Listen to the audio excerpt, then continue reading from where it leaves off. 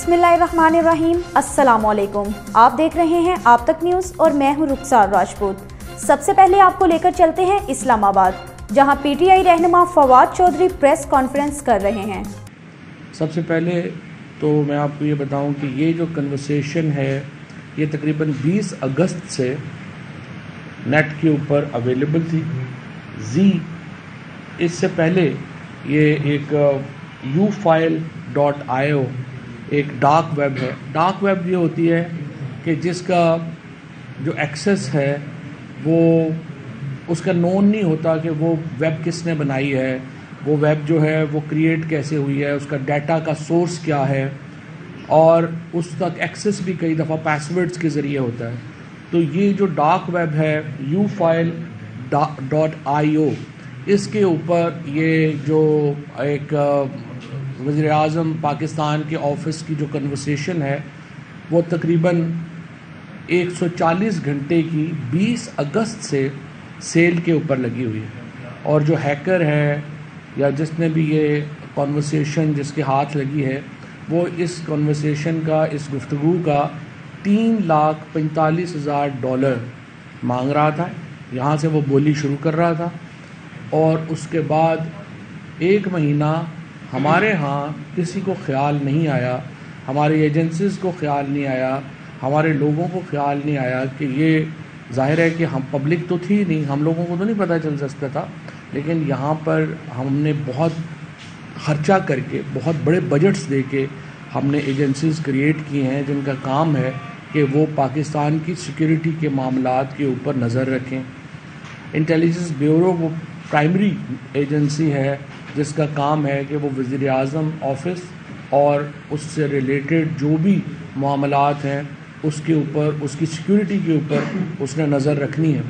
लेकिन अरबों रुपया एजेंसीज़ के ऊपर ख़र्च करने के बाद हमें नतीजा ये मिल रहा है कि 20 अगस्त से एक वेबसाइट के ऊपर वज़ीर आज़म पाकिस्तान के दफ्तर की 140 घंटे की जो ऑडियो टॉक्स हैं वो सेल पे लगी हुई हैं और हमारी एजेंसीज़ को कुछ पता नहीं चला। बिलाखिर जब ये वहाँ पर नहीं बिकी और आम आदमियों का एक्सेस नहीं हुआ तो कल एक ट्विटर अकाउंट क्रिएट हुआ जिसका नाम उस शख्स ने ZELUCY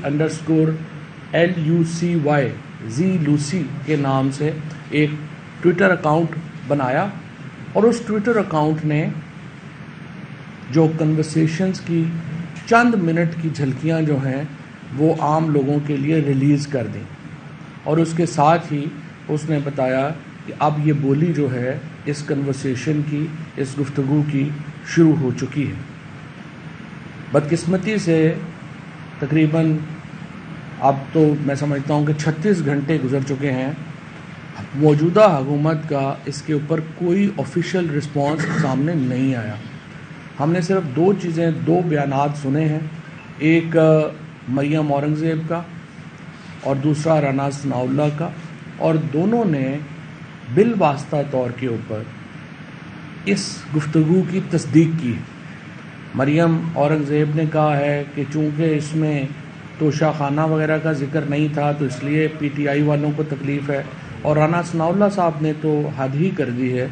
उन्होंने कहा है कि इस गुफ्तगू से तो पता चल रहा है कि हमारी हुकूमत कितनी अच्छी गवर्नेंस दे रही है। हम उस गुफ्तगू की तरफ भी आएंगे और देखेंगे कि ये गवर्नेंस कितनी अच्छी दे रहे हैं।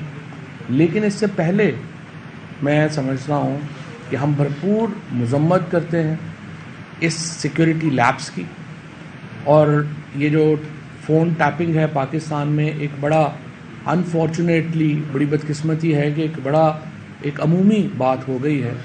और उसके बाद अब ये जो जिस तरह से लीक हुआ है इसके नतीजे में तो पाकिस्तान को एक नेशनल सिक्योरिटी क्राइसिस का सामना है, क्योंकि इसका मतलब ये है कि पाकिस्तान के वज़ीर आज़म का दफ्तर भी साइबर सिक्योरिटी के लिहाज से इतना कमज़ोर है कि उसके ऊपर कुछ भी जो है वो लीक हो सकता है, कोई भी चीज़ जो है वो वहाँ से बाहर जा सकती है, और कोई भी ऐसी गुफ्तगू वहाँ पे नहीं है जो कि महफूज हो। और ये जिस तरीके से शहबाज शरीफ साहब की, काबीना की, उनके प्रिंसिपल सेक्रेटरी की गुफ्तगू लीक हुई है और हैकर अब ये क्लेम कर रहा है, जिस शख्स ने ये बोली लगाई हुई है कि पाकिस्तान की सिक्योरिटी से मुतल्लिक मामलात पर गुफ्तगू भी जो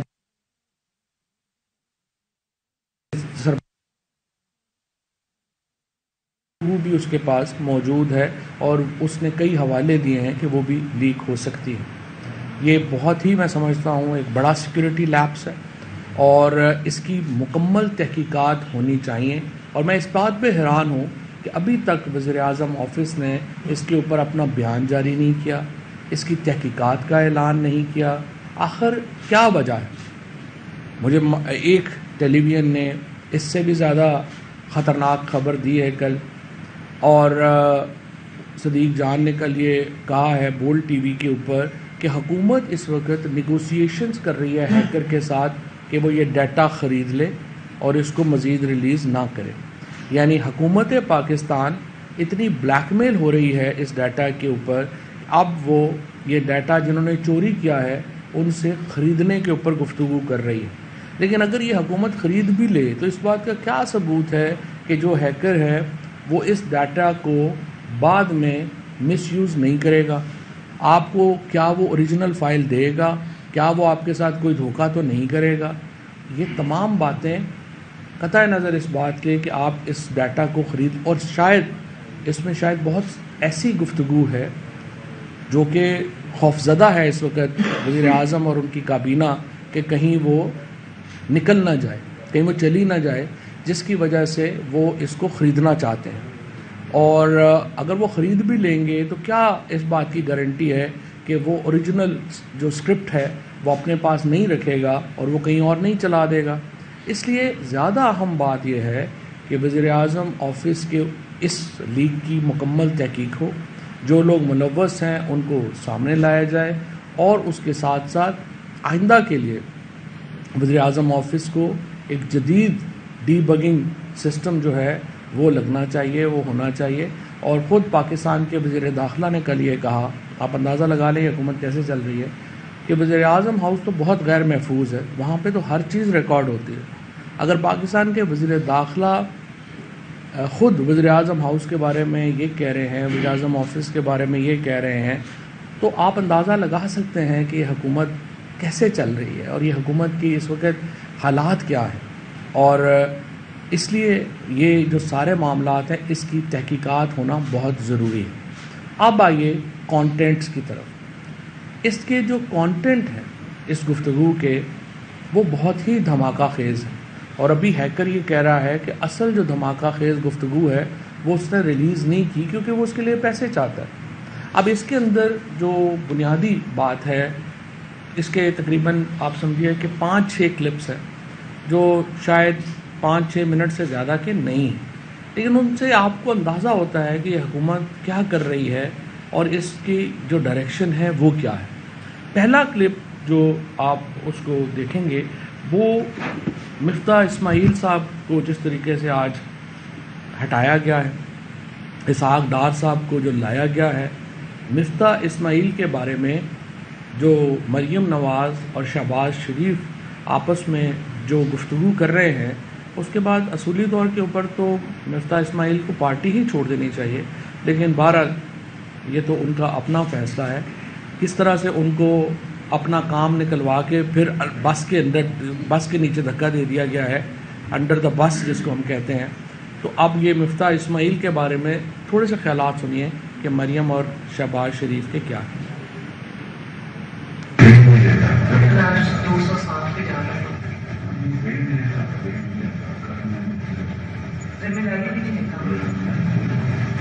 और टीवी उल्टी सीधी बातें करता रहता है, इसका मजाक होता है।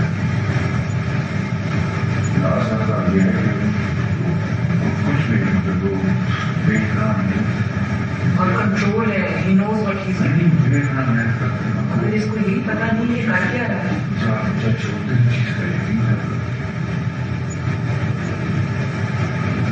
ये क्या करता है, ये तो बहुत मायूस किया। और इसकी शिकायतें हर जगह से आई।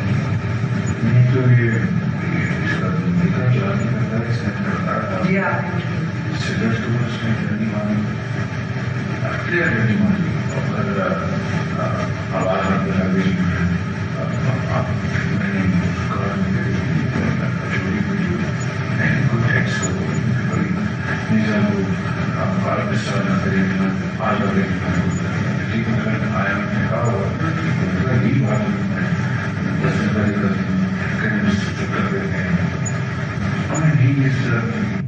اچھا یہ جو میں بیسکلی تو وہ کہہ رہے ہیں، مریم کہہ رہی ہیں شہباز شریف کو کہ مفتاح کیا کر رہا ہے، اس کو کچھ آتا جاتا نہیں۔ شامل کرتے ہیں آج کی کچھ خاص خبریں۔ سوشل میڈیا پر اچھے یا برے کمنٹس پڑھنے یا لکھنے والے انسان کے ظرف کو ظاہر کرتے ہیں، اور آپ کا اچھا کام ہی آپ کی پہچان ہونا چاہیے۔ آئیے اس حوالے سے ایک ویڈیو پیغام آپ کو سناتے ہیں آپ تک نیوز کی سکرین پر۔ بابا جی یہ دیکھیں، کسی نے آپ کی ویڈیو پہ نیگیٹو کمنٹ کیا، آپ ان کو جواب کیوں نہیں دیتے؟ نیگیٹو کمنٹ تو آپ کے شاید 1% سے بھی کم ہوں گے، آپ کے پازیٹیو بھی آتے ہیں، ہم ان کو بھی جواب نہیں دیتے۔ لیکن ایکچولی اس سے کیا فرق پڑتا ہے؟ ہر بندہ اپنی سوچ کے حساب سے کمنٹ کرتا ہے یا کانٹینٹ کو لیتا ہے۔ اگر آپ سب کو جواب دینے جاؤ گے تو آپ سب کو خوش نہیں کر سکتے، چاہے وہ پازیٹیو والے ہوں چاہے نیگیٹو والے ہوں۔ مثال کے طور پہ دیکھو، آپ کے ارد گرد کتنی خوبصورت بلڈنگ ہے، یہ دیکھو برج خلیفہ ہے، اس کے پیچھے کتنی بلڈنگ ہے کیسی۔ اگر آپ دیکھو گے ان کو، آپ کے لحاظ سے ایک بلڈنگ سب سے خوبصورت ہوگی اور دوسرے کے لحاظ سے دوسری بلڈنگ سب سے خوبصورت ہوگی، تو اس کا مطلب یہ نہیں ہے کہ جو بلڈنگ آپ کو اچھی نہیں لگتی وہ اچھی نہیں ہے، ایسے ہی ہے نا۔ اس طرح اپنی سوچ ہے، اپنا انداز ہے، اپنا نظریہ ہے، تو ہر بندے کو جیسا فیل ہوتا ہے اس کے مطابق وہ کمنٹ کرتا ہے، اور کانٹینٹ کو حساب سے فیل کرتا ہے اور لیتا ہے، کمنٹ کر دیتا ہے۔ اور ویسے بھی جو نیگیٹو کمنٹ والے ہوتے ہیں نا، وہ زیادہ تر ہوتے ہیں اٹینشن سیکر، وہ چاہتے ہیں کہ ہمیں اٹینشن دی جائے، تو ان کو سب سے بہترین آنسر یہ ہوتا ہے کہ ان کو اگنور کیا جائے، ٹھیک ہے نا۔ تو بس یہی کام ہے، ہمارا کام ہے بہترین کام کرنا اور یونیک رہنا۔ جس طرح ہر دنیا میں چیز یونیک ہے، بلڈنگز یونیک ہے، اپنا اپنا کام کر رہی ہیں، ہر چیز اپنا اپنا کام کر رہی ہے، ہمیں بھی اپنا کام کرنا ہے، دیٹس اٹ۔ لوگوں کو ٹینشن دے گے آپ خوش نہیں کر سکتے، نہ پازیٹیو والوں کو نہ نیگیٹو والوں کو، ٹھیک ہے جی۔ چلو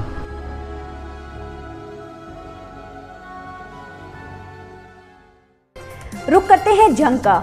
جنگ میں مقامی صحافی پر قاتلانہ حملے پر پاکستان میڈیا کونسل جنگ کے زیر اہتمام احتجاجی مظاہرہ کیا گیا، جس میں انجمن تاجران اور سول سوسائٹی کے عہدیداران نے شرکت کی اور فیصل آباد پولیس کے خلاف نعرے بازی کرتے ہوئے وزیر اعلیٰ پنجاب سے ملزمان کی فوری گرفتاری کا مطالبہ کیا۔ تفصیلات سے آگاہ کریں گے جنگ سے سلیم ہاشمی اپنی اس رپورٹ میں۔ اقبال کے قاتلوں کو G7 کے نمائندہ منور اقبال کے قاتلوں کو دیگر شہروں کی طرح جنگ میں بھی پاکستان میڈیا کونسل کی کال پر سینئر صحافی میاں منور اقبال پر قاتلانہ حملے کے خلاف کچہری چوک میں احتجاجی مظاہرہ کیا گیا اور ڈی پی او آفس تک ریلی بھی نکالی گئی۔ احتجاجی مظاہرے میں موجود انجمن تاجران سول سوسائٹی، ٹی وی اور میڈیا تنظیموں سے وابستہ افراد کا کہنا تھا کہ صحافی میاں منور اقبال کو مظلوم کی آواز بننے پر تشدد کا نشانہ بنایا گیا، جس کی بھرپور الفاظ میں مذمت کرتے ہیں۔ انجمن تاجران کے صدر دلدار علی اور ملک اظہر حسین کا کہنا تھا کہ میاں منور اقبال پر ہونے والا حملہ آزادی صحافت پر حملے کے برابر ہے۔ وزیر اعلیٰ پنجاب فوری نوٹس لے کر اس کے ذمہ داران کے خلاف کارروائی عمل میں لائیں۔ انجمن تاجران ضلع جھنگ صحافی میاں منور اقبال کے شانہ بشانہ کھڑی ہے۔ پاکستان میڈیا کونسل کے صدر نے کہا کہ میاں منور اقبال پر ہونے والے حملے کے ملزمان کی فوری گرفتاری کے لیے سی سی پی او فیصل آباد سے مطالبہ کیا جاتا ہے کہ فوری ملزمان کی گرفتاری کو یقینی بنائیں۔ بصورت دیگر آئی جی آفس کے باہر احتجاجی مظاہرہ کیا جائے گا اور احتجاج کے دائرہ کار کو مزید وسیع کر دیا جائے گا۔ سلیم ہاشمی، آپ تک نیوز، جنگ۔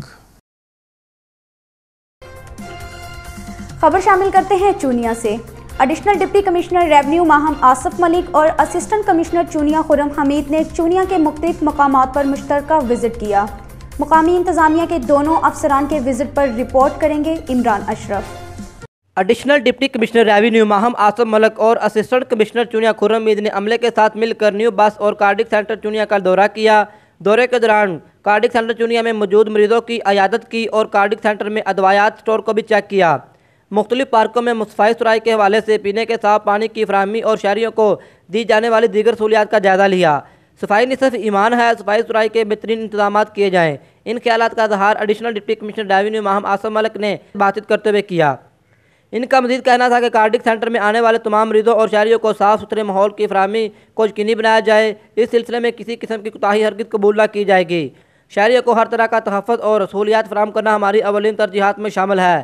کیمرہ مین ٹیم کے ساتھ عمران اشرف، آپ تک نیوز چونیا۔ ایک اور خبر شامل کرتے ہیں جھنگ سے۔ تھانہ وریام والا کے علاقے میں مبینہ پولیس مقابلہ، ایک ڈاکو زخمی حالت میں گرفتار کر لیا گیا۔